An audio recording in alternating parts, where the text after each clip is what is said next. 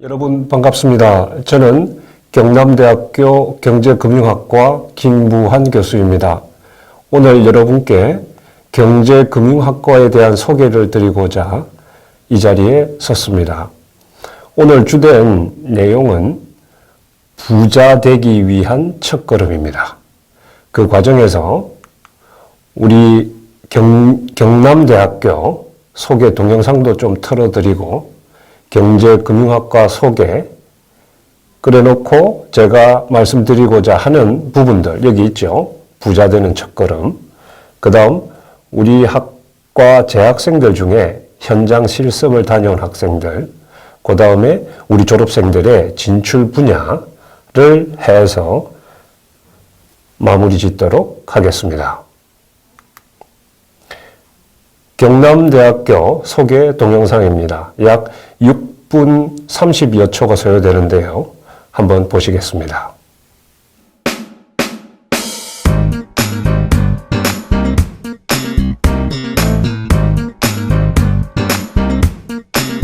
에이요 내가 한번 들어보니 너희들이 원하는 건 폼나는 미래 지금부터 보여줄게 폼나게 말야 네 머릿속에 그려지는 미래 경남대 경제금융학과 속에 You know what 이 삶과 가족 지역과 국가 전세계 모든 것을 움직이는 가장 강력한 힘 그게 바로 경제금융 시스템 그래서 기업들이 가장 선호하는 인재 경제금융 전공 나 같은 현재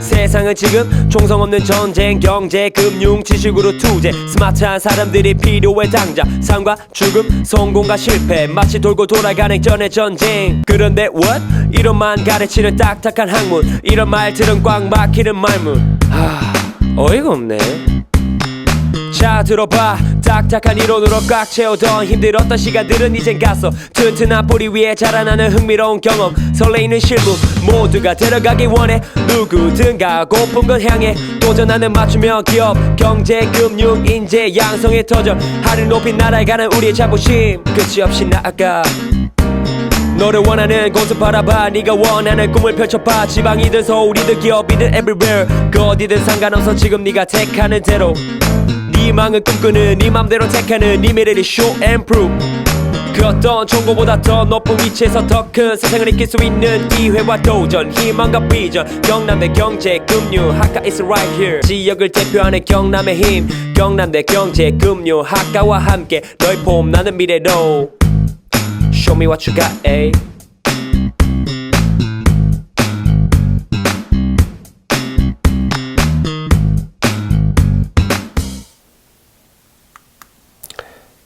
경제금융학과 소개 동영상과 재학생들의 활동을 담은 사진 이런 것을 소개해 드리도록 하겠습니다.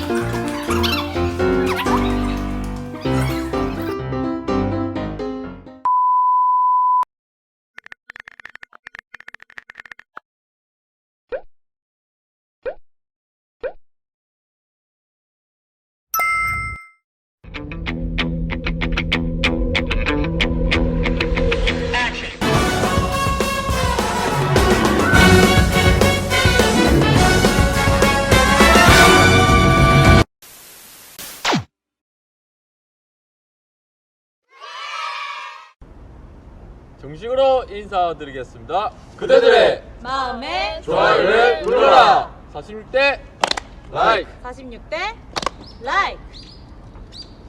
그대들의 마음의 좋아요를 눌러라. 46대 라이크. 네, 신입생 여러분들 안녕하세요. 안녕하세요. 네, 코로나 때문에 개강이 연기되어서 많이 아쉬우시죠? 16일부터 원격 수업 있는 거 잊지 마시고 우리 개강하는 날에 만나요. 제가 오늘 여러분께 처음 뵙습니다마는 부자 되는 첫걸음에 대한 말씀을 드리고자 합니다. 먼저 금융생활에 대한 간단한 설명부터 드리겠습니다. 금융생활이라 하면 여러분들 먼저 저 녹색 바탕에 있습니다마는 돈을 벌어야 되겠죠. 근로를 해서 어떤 형태로든지 돈을 벌어야 합니다. 그래 놓고 나야 쓸 것이 생기겠죠. 그러면 쓰고 남는 돈을 굴려서 불릴 수 있어야 합니다. 우리는 저축을 통해서 또는 투자를 통해서 가지고 있는 돈을 더 많이 불릴 수가 있습니다. 그리고 남아있는 돈 중에서 또는 소비 항목의 일부로 돈을 지키는 것도 중요합니다. 보험에 드는 것이 하나의 방편인데요. 돈을 잘 지키는 것이 또 하나의 항목이 되겠습니다. 그런 다음 돈을 빌리는 것도 있는데요. 여러분들이 주택을 구입하거나 또는 기업하시는 분들이 돈이 필요할 때 그것을 돈을 빌어와야 할 것입니다. 은행이나 다른 곳으로부터 돈을 빌리게 되는 것입니다. 이것이 우리들이 겪게 되는 금융생활의 요약된 상황이라고 볼 수가 있습니다. 들어오는 돈을 우리가 소득이라고 하는데요. 여러분들 소득이라고 그러면은 하나만 있는 것이 아닙니다. 여러 가지가 있는데요. 먼저 일을 해서 벌어들이는 근로소득이 있겠습니다. 우리 통상적으로 월급을 받게 되죠. 그 다음 저축한 돈을 다른 데 투자를 해서 이자를 벌게 되면 그것은 재산소득이 되는 것입니다. 그 다음 사업을 하게 되어서 사업으로부터 벌어들이는 돈은 사업소득이 됩니다.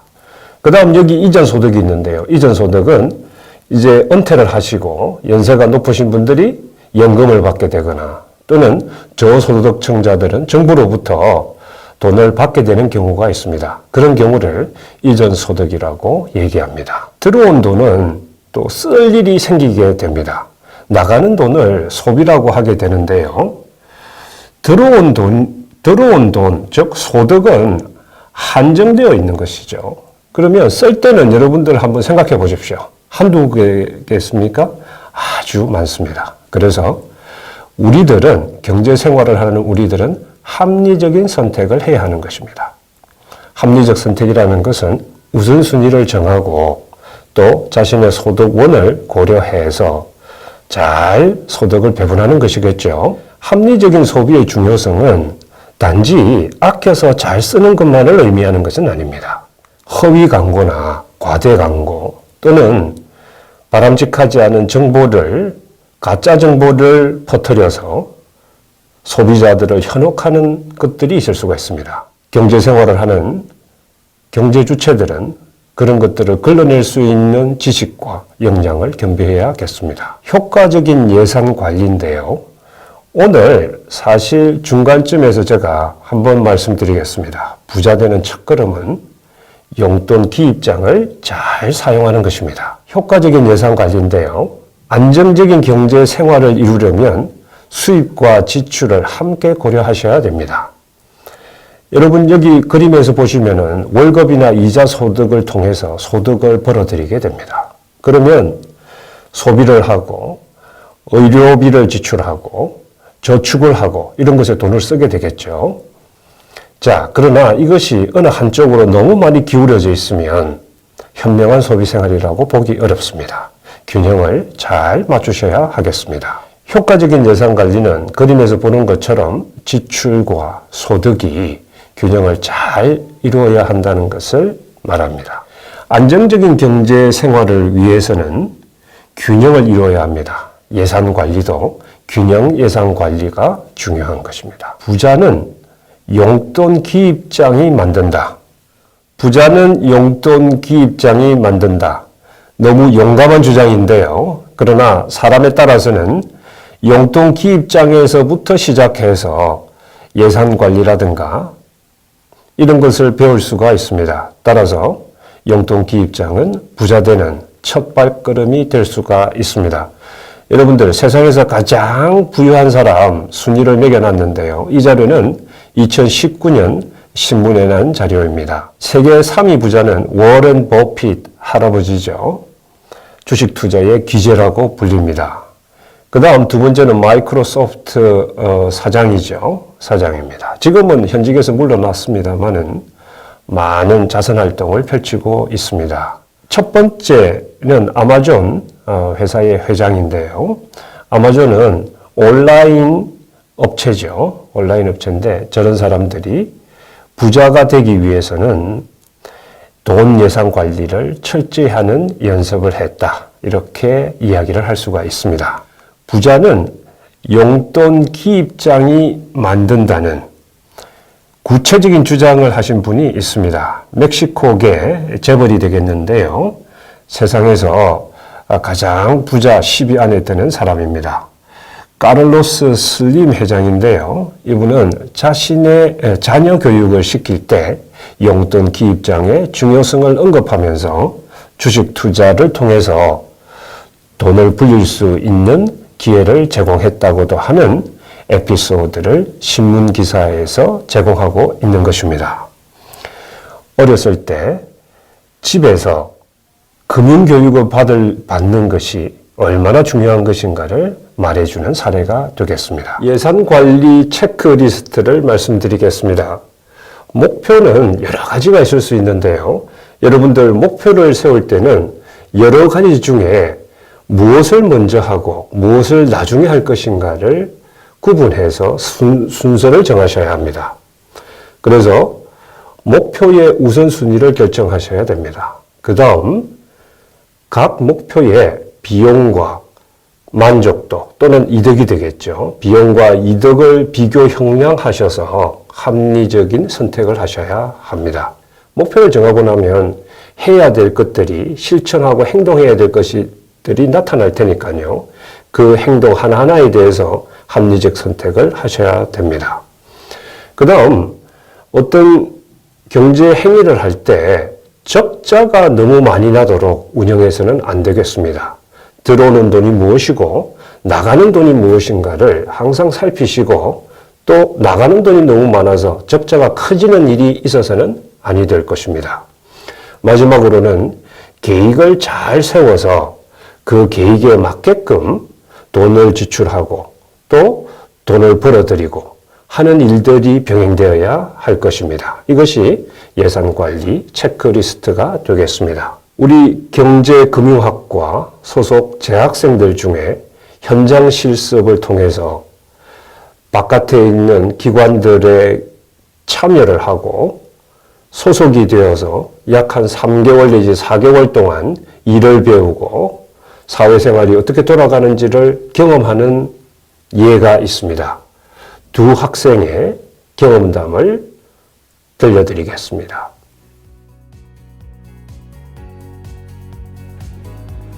어디서 현장 실습을 했나요? 마산 세무서에서 했습니다. 현장 실습 참여 계기는 무엇입니까? 저는 미래에 대해 무엇을 해야 할지 고민을 하고 있었습니다. 이렇게 시간을 보내던 중에 저희 학교에 있던 마산 세무서라는 실습을 보게 되었고, 제가 미래에 대해 고민을 하던 중에 마산 세무서 실습을 하면 제가 어떻게 대한 미래를 좀 더 체계적으로 준비할 수 있을까 고민을 해서 이번에 신청을 하게 되었습니다. 현장 실습 중에는 무슨 일을 했습니까? 종합소득세 신고랑 부가가치세 신고를 담당했습니다. 그리고 그뿐만 아니라 다른 신고 업무도 도맡아 했습니다. 현장 실습 기간은 얼마였습니까? 4개월 정도 됩니다. 현장 실습 중에 배운 것이 있다면 어떤 것이 있습니까? 아무래도 부가가치세랑 종합소득세 신고에 대해서 배웠고, 제가 뭐 세법이나 뭐 회계 이런 쪽에 공부를 제대로 하지 못해서 그런 쪽이 좀 미약했는데 그런 쪽에 전반적인 흐름에 대해서 배우게 되었습니다. 그런 업무는 재미있었습니까? 네, 재미있었습니다.